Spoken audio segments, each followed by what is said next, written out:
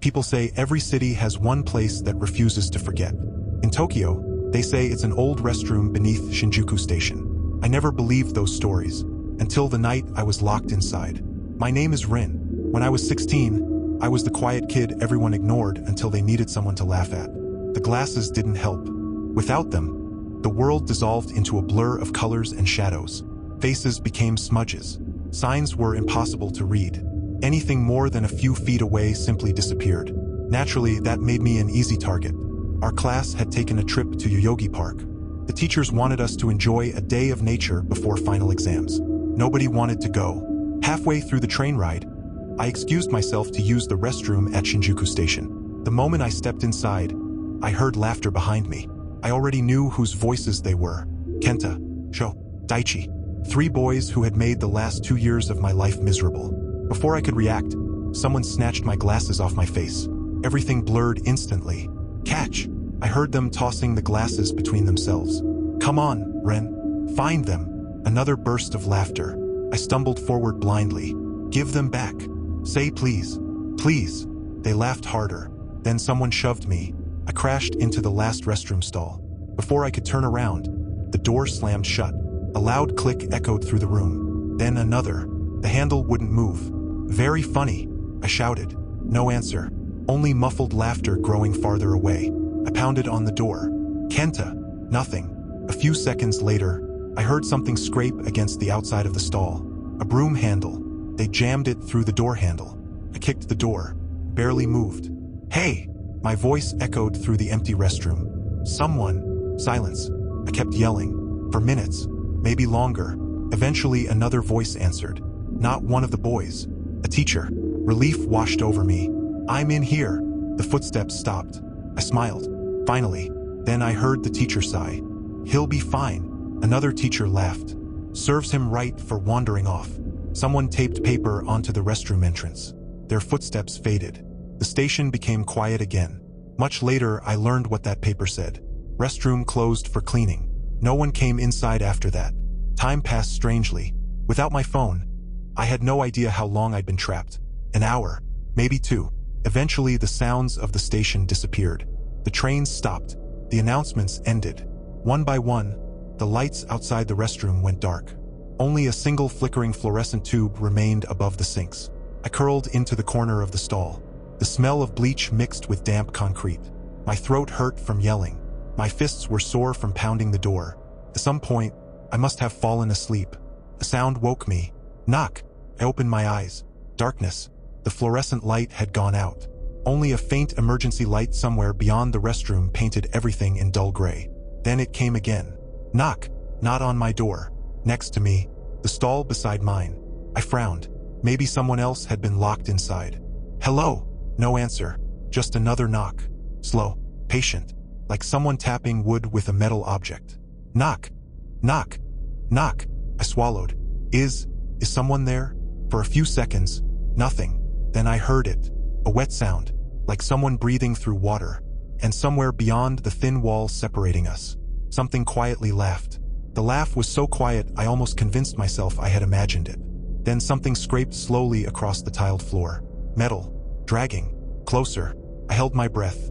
Who's there? I whispered. No answer. Only another slow knock. Knock. Knock. The sound wasn't coming from the wall anymore. It was coming from the floor. Something was crawling. I dropped to my knees, trying to look beneath the divider separating my stall from the next. At first, I saw nothing except darkness. Then, pale hand slid into view. Its fingers were impossibly long, each tipped with cracked black nails that scraped softly against the tiles. The skin looked swollen, almost translucent, as though it had spent years underwater. The hand stopped inches from my shoes. It didn't touch me. It simply rested there, waiting. I recoiled, slamming into the toilet tank. What do you want? For several seconds, nothing happened. Then a woman's voice answered. Soft, broken, almost gentle. Have you seen my child? Every hair on my arms stood up. I don't know what you're talking about. Silence. Then another scrape. The hand slowly withdrew beneath the partition. Relief washed over me, until I heard the stall door beside mine creak open. There hadn't been anyone there. I would have heard them walk in. I would have heard the lock. But now, Someone was standing just outside my stall. I couldn't see them, only their shadow beneath the gap in the door. Completely still. The emergency light flickered once, twice. On the third flicker, the shadow disappeared. I leaned toward the door, trying to hear breathing. Nothing. Maybe she'd left. Maybe knock. The sound exploded inches from my face. Not on the wall. Not on the floor. On my stall door. 3 slow knocks. Knock. Knock. Knock. The handle moved. Once.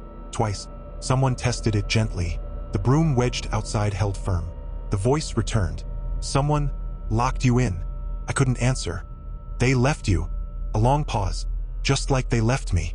The fluorescent light suddenly flashed back to life. Only for a second. But it was enough. I saw her. She stood directly outside the stall. Bare feet submerged in ankle-deep black water that hadn't been there moments earlier. Her white dress clung to her body as though dripping wet. Long black hair covered her face completely.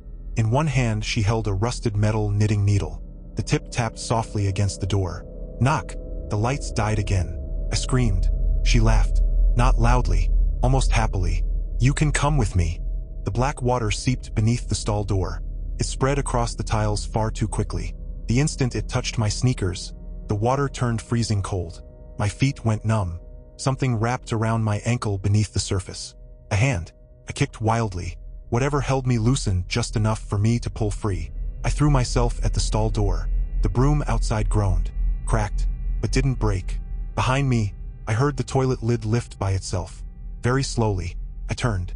A mass of dripping black hair was rising out of the bowl. Not floating, growing, like roots crawling upward. Then came another hand, then another, both gripping the porcelain. The voice whispered directly behind me. I found you. Pure panic took over. I rammed the door again with every ounce of strength I had. Wood splintered. The broom snapped in half. The door burst open. I stumbled into the restroom, slipping on the flooded floor before scrambling toward the exit. Behind me echoed the same relentless sound. Knock, knock, knock. I never looked back. I ran through the deserted station screaming until a security guard tackled me near the ticket gates.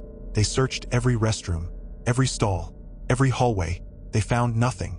No water, no woman, no footprints, just a broken broom and a restroom that smelled strangely of stagnant river water. The doctors told my parents I'd suffered a panic attack after being trapped for hours in the dark. Eventually, I almost believed them, almost, until 2 nights later. I stood alone in my bathroom at home, letting hot water wash away everything that had happened. I closed my eyes.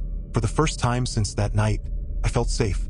Then, from somewhere deep inside the shower drain, I heard it. Knock, knock, knock. A whisper rose through the pipes. So, I found you.